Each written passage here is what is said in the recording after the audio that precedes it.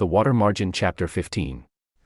We want to get inside the head of the strategist, Wu Yong, as he begins really the most crucial phase of his whole operation. Assembling the team. Assembling the core team he needs to pull off the legendary birthday gift heist, the Shum Chen Gong. And this isn't just, gathering a few tough guys. This is a calculated recruitment drive.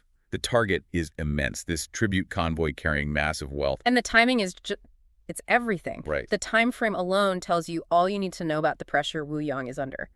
So the text says the gift is due on the 15th of the 6th month. Mm-hmm. And right now, it's only early in the 5th month, which means Wu Yong has this really tight 40 to 50-day window. Wow, that's nothing to plan something this big. It's nothing. He has to secure his crew, organize the logistics, and execute a plan that could, cost them all their heads. Yeah. Lu Tang is already out there scouting the route, but without this core team of fighters, the whole plan it's just dead in the water. So pressure is on, and the strategist, Wu Yong, he turns his attention to three very specific men. The Ruan brothers. Let's talk about that. Why them? Mm-hmm. Why these three fishermen of all people? Why are they so essential? Well, Wu Yong isn't looking for mercenaries. That's the key. He's looking for men who embody what's called righteous loyalty. The text describes them as being Yi Din Ba Shin. What does that mean exactly? It means their entire being is wrapped in courage and honor. It's not just about fighting skill. It's about absolute trust and a commitment to this sort of outlaw cause. If they have that loyalty, he knows they won't betray the plan. He's basically pinning the entire robbery on their moral character. He is. He makes it clear. Securing these three men guarantees the undertaking's success. It's a huge gamble. But they aren't just any fishermen, are they? No, not at all. They live in Stone Tablet Village, Shizhe-kun, right next to Liangshanwesh. And the text confirms, yes, they live on the water, but they're also involved in, well, private trade. Which is a nice way of saying what? Sishangudong. It's a euphemism. They're smugglers. Maybe even minor bandits. They're already outside the imperial system. They're financially struggling. And they are, let's say, philosophically primed for a rebellion. Volatile assets. And Wu Yong knows exactly how to spot them. So let's look at them a bit closer, because the nicknames and descriptions, they're designed to stick in your mind, right? Oh, absolutely. It's almost like ancient propaganda. You start with the eldest, Ruan Shower. His nickname is the Standing Earthly Star. Li Di Tai Sui. Exactly. Think of him as the stable, intimidating anchor of the group. The description is just pure strength of brows, erect, piercing eyes, and arms that are said to have the strength of thousands of caddies. And he's got that, that patch of yellow hair on his chest, which is such a specific detail. It is. He's the physical manifestation of unflinching power. Okay, so then we get to the middle brother, Ruan Jiawu, the short-lived second brother. And I love the contrast here. Dunmi Erlang. Yes. He is the flamboyant risk-taker. He's got the brute force hands like iron rods, eyes like copper bells, but what really defines him is his style. The pomegranate flower? He wears a pomegranate flower in his hair, and on his chest, there's this massive, striking green leopard tattoo, a Kunyu Yuyiji Bazi. And a leopard in this context is a symbol of, what, danger? Swift, primal danger, and a martial spirit, often a quick temper. So he's telling the world he's dangerous. But the flower suggests a bit of vanity, maybe restlessness. He's a walking contradiction. Yeah. Part brute, part dandy. Exactly. And it fits perfectly with how we see him later, completely broke from gambling. Okay, and then the youngest, Ruan Shaoqi, the living King Yama. Huo Yan Luo. That name alone tells you he's swift and deadly. King Yama, the ruler of the underworld, but living. That's a serious nickname to carry. It is. And he's the most direct of the three. He has a pockmarked face, prominent eyes, and his personality is described as Jingzi Shun Kuai. Meaning? Quick-willed and just, really straightforward. Tactically, for Wu Yong, this is gold. It means he's the least likely to overthink things and the most likely to just say what he's feeling. It lets Wu Yong get a read on the room instantly. Okay, so Wu Yong has his targets. He knows the who. Yeah. Now, the how. He tells Xiao Gai, look, sending a letter isn't going to work. Nope. He needs his famous 3 inches of an immortal tongue, pure personal persuasion. The patience here is just staggering to me. The text says he and the Ruins haven't seen each other in 2 full years. 2 years. If he'd sent a letter, they might have just brushed it off. But Wu Yong understands that for men like this, whose currency is loyalty and respect, he has to show up himself.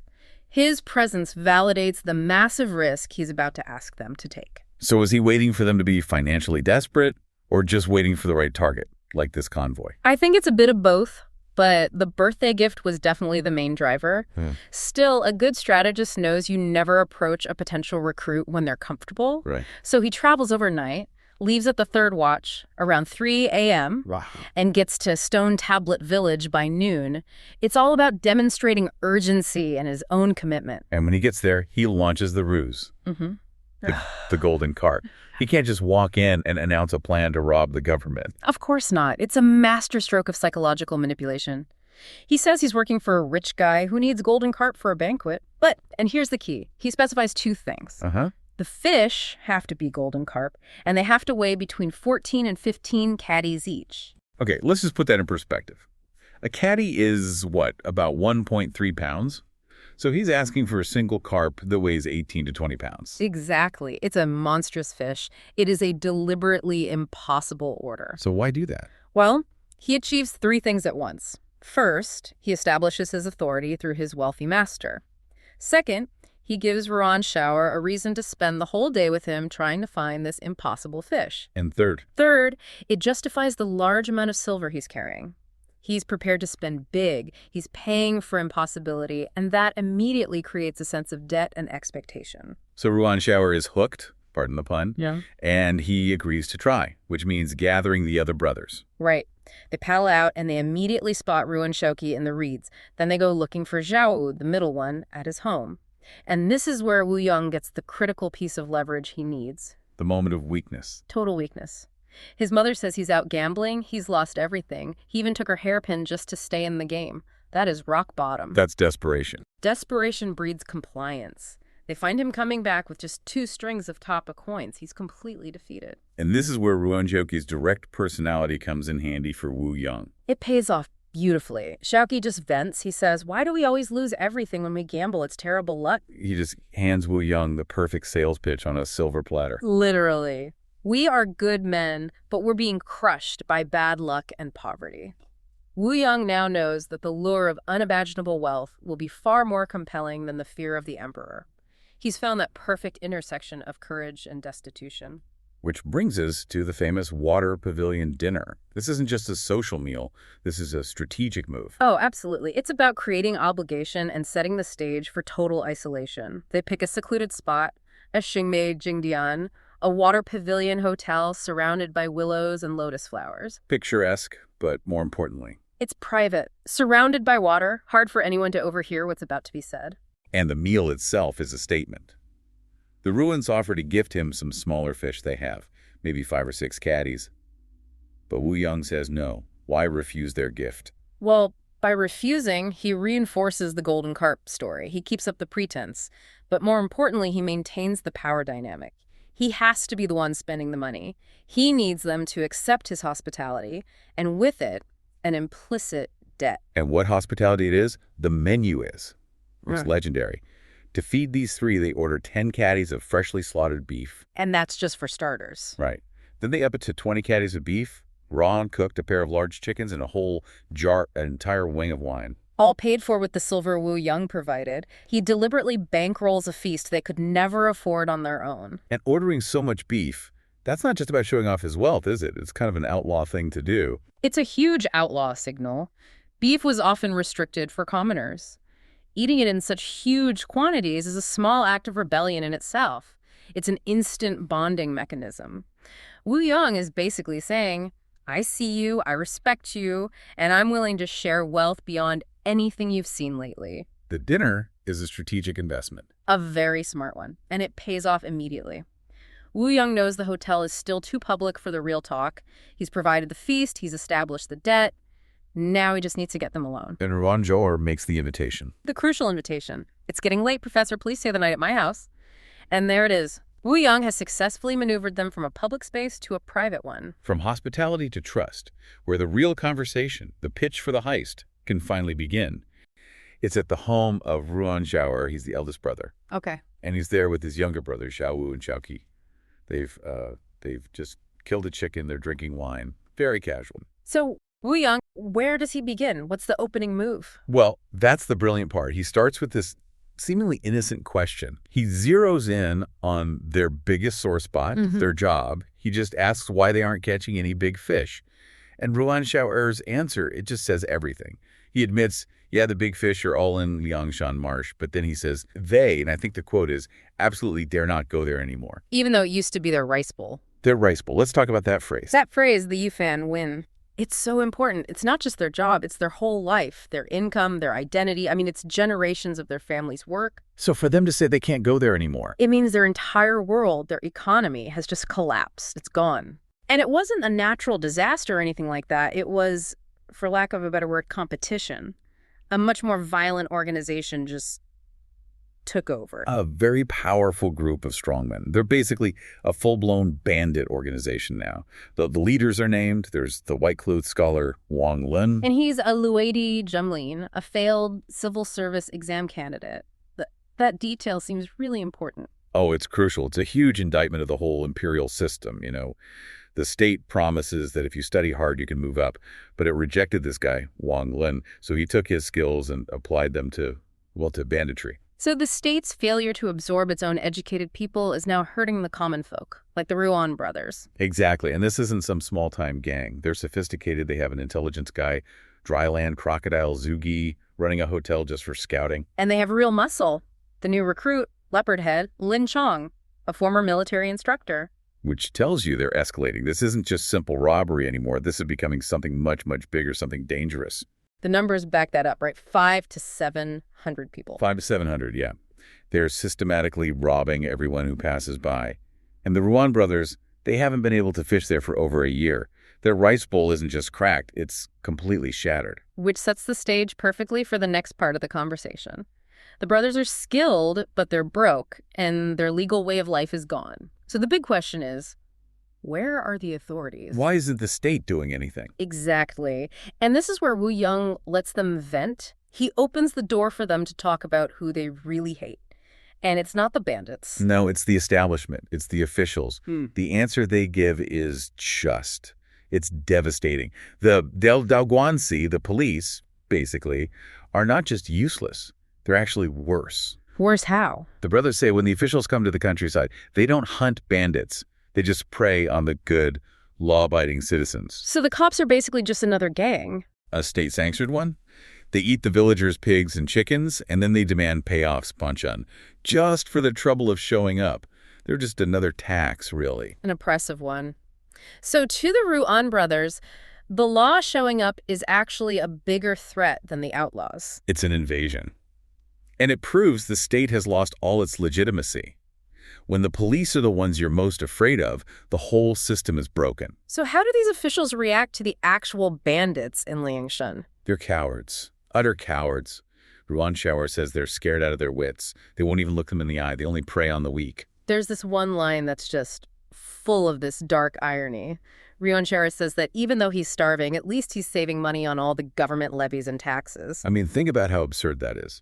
The only financial release these guys get is when the state itself falls apart. That's how you know they are completely 100% alienated from the system. And that, of course, leads directly to the outlaw fantasy. When the real world offers nothing but poverty and fear, the life of a bandit starts to look pretty good. They start talking about it with real admiration. They envy the bandits because they fear neither heaven nor earth nor the authorities. That's the ultimate dream, right? Total freedom. And the lifestyle. They imagine them wearing silks, drinking wine by the vat, eating big chunks of meat. It's a total fantasy of defiance and luxury. It's so powerful. And Ruan Xiaoqi just sums it all up with that quote, "Man lives for one lifetime, grass for one autumn."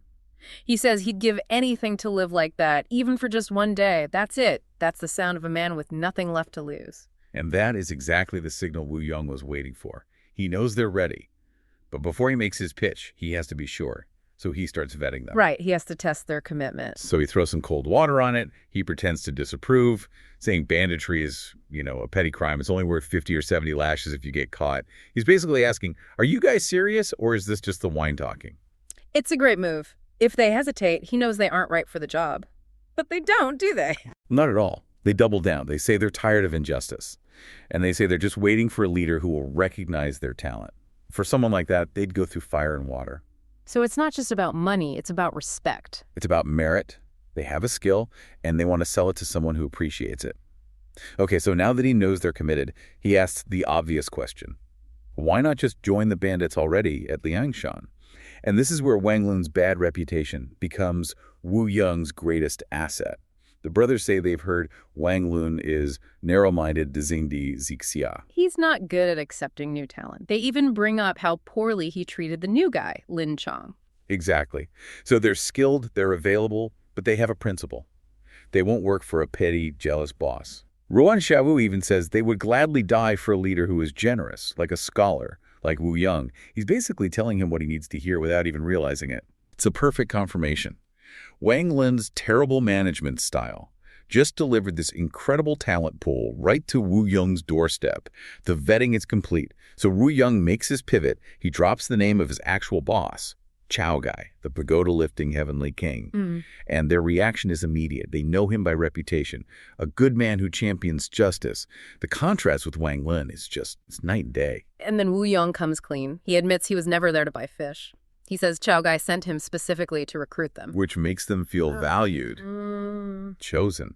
And that brings us to the grand reveal. The brothers are in. Now they just need to know the mission. And they immediately take this incredibly powerful oath. They pledge their lives, sealing it with the rest of the wine. It gets very physical. Ruan Xiaowu and Ruan Xiaoqi actually slap their own necks and declare their hot blood is ready to be sold to someone who recognizes the goods. This is not just a promise, it's a blood contract. Their lives are now pledged to the cause. So Wu Yang finally reveals the target. He calls it a non-trivial matter, which is quite an understatement. Yeah. He lays it all out. The target is a birthday gift for Kai Taishi, a massive court official. The gift is from his son-in-law, Ling Zongshu. So the money is moving between two of the most powerful and corrupt men in the entire empire. And the haul is it's immense. 100,000 strings of gold, pearls, and treasure. For men who can barely afford Rhine, this is a truly staggering fortune. But Wu Yang is so careful with his words. He doesn't call it loot or treasure. He calls it bui zikai. Unrighteous wealth. Exactly. And that single phrase changes everything. This isn't just a robbery anymore, it's an act of social justice. He's framing it as taking back ill-gotten gains from corrupt officials. It's a revolution, not a crime. And the reaction from the brothers is just electric. Ruan Xiaowu just says, enough. Enough. He's overwhelmed. Yeah. But it's Ruan Xiaoqi who has the best line. He jumps up and yells, "This is the fulfillment of a lifelong wish. It scratches me right where I itch." You have the scholar, Wu Yang, who is basically the brains of the operation. He's the one who guides the famous Ruan brothers, the Ruan Shisandzheng, from their home in Stone Tablet Village all the way to Chao Gai's estate. Right, in East Stream Village. Yeah. And the Ruan brothers, they're tough, they're fishermen ready for something big, but they don't have a leader, really. Exactly. And when they get to Chao Gai's place, he and Lu Tang are there waiting under these green locust trees. The text makes a point of saying the brothers are just immediately impressed. But impressed by what, specifically? Because it's not just about the money he might have. No, not at all. The sources say it's his magnificent character and free-spirited language. It's his spirit. They connect with him on a personal level, which is so crucial. This isn't a business deal. It's about loyalty to the man himself. That feels like a much stronger foundation for what they're about to do. So they talk all night, they feast, but the real commitment that happens the next morning. Yes, and it is an elaborate ceremony. shit. This is where they create their moral contract. Yeah, walk us through that. Why are the details here so specific? The gold, the paper horses. Because it formalizes their intent. Before the heavens, they have incense, flowers, candles, and the cooked pig and sheep from the night before. These are serious traditional offerings. They're telling the universe, pay attention. What we are doing is important. They're raising the stakes as high as they can go. And they have a very clear target. A very clear target. The money that Liang Zongshu has collected in Beijing, it's all headed for the capital, Tokyo, for Kai Taishi's birthday party, the Shengchengyang. The birthday tribute train. And Kai Taishi is one of the most corrupt officials in the government, right? He's the symbol of the whole rotten system. So by targeting his birthday gift, they're not just stealing, they are explicitly labeling it unrighteous wealth. In their minds, they're agents of justice. But the oath they swear, it's a huge risk. They actually call down a curse on themselves if they mess up. The wording is terrifyingly precise. They ask heaven and earth to punish them, for the gods to watch them, if any of them act selfishly. It's a moral tripwire. It holds them together, but it also means any failure isn't just a legal problem, it's divine punishment. So that sets the stage perfectly. They've got their mission, they've justified it, and they've basically invited the gods to watch. And then, almost immediately, that whole sacred moment is just shattered. Instantly. They're done with the oath, they're drinking, feeling this new bond, and an estate worker comes in.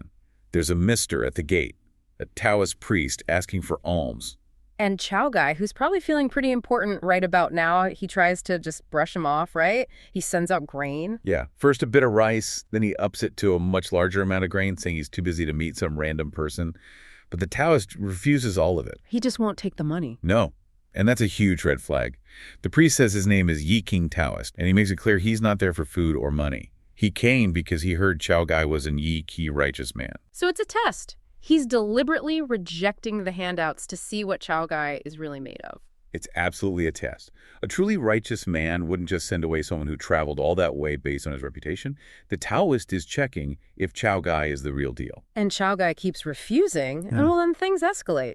A lot. They really do. The estate workers get annoyed. They try to push the priest away. And the next thing you hear is just chaos. A worker comes running back, terrified. He says the mister is furious. He's knocked down about 10 of their guys. 10 guys, just like that. How does he even justify that kind of violence? His reason, according to the worker, is that they do not recognize good men.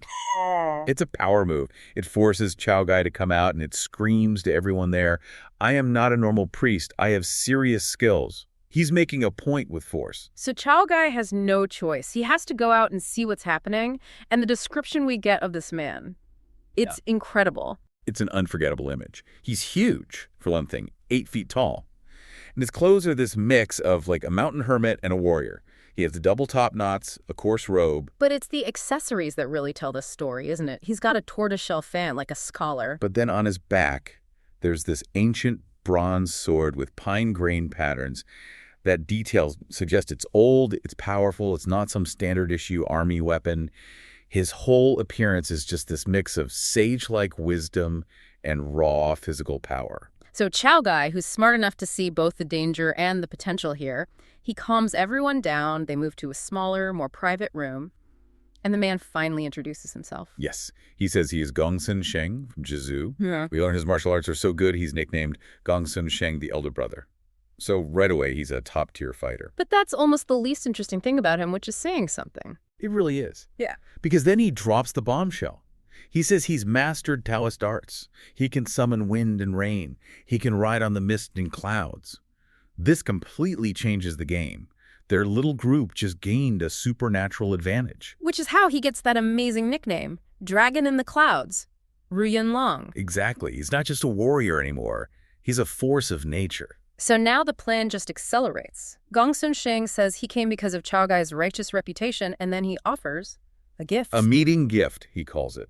And it's an insane proposal. 10,000 strings of gold, pearls, all kinds of treasures. Which is more than enough to fund whatever they're planning. And Chow Guy, his mind is already working. He puts it together immediately. Instantly. He doesn't even hesitate. He just asks, Sir, are you perhaps referring to the northern region's Shengcheng gang? And the source says Gongsun Sheng is greatly astonished that he knew. At that moment, their separate plans become one single plot. So Gongsun Sheng is basically laying it all out. I know your goal, I know where to get the resources, and by the way, I have magic to make sure we succeed. And he gives them the perfect justification for it, quoting an old saying, when one ought to take but doesn't, later there will be regret. He's telling them this is their one shot at wealth and nobility, and they can't miss it. That's a bit of a shift, though, isn't it? The oath was all about righteousness. Now he's talking about regret and wealth. Well, it's a brilliant way to frame it. He's acknowledging that, yes, this is about justice, but justice needs money and power. He connects the moral imperative with the practical need. So the plan is set. It's solid. It's supernaturally backed. And they're ready to go. They have the plan, the people, the magic, the moral justification. They're all huddled in the secret room, finalizing everything. And then the door bursts open. It is the ultimate cliffhanger. Just as they're all in agreement, this unknown person just storms in. It's aggressive, it's shocking, and it shatters their security. And the intruder goes right for Gongsun Sheng, grabs him by the chest, which is incredibly bold. And then comes the accusation. He yells, "Good! There is clear law of the king and dark spirits watching secretly. How dare you plot such a deed? I have been listening for a long time." Wow. Let's break that down. Law of the King and dark spirits. He's using their own moral framework against them. He is. It's devastating. The same men who just invited the gods to watch them are now being accused by someone who says the spirits are already watching them. It implies their plot has been judged and found wanting from the second it was formed. It's the worst possible exposure, and the reaction from Gongsun Sheng, the dragon in the clouds, that tells you everything you need to know. He's terrified. Utterly. The text says his face turns like earth dust.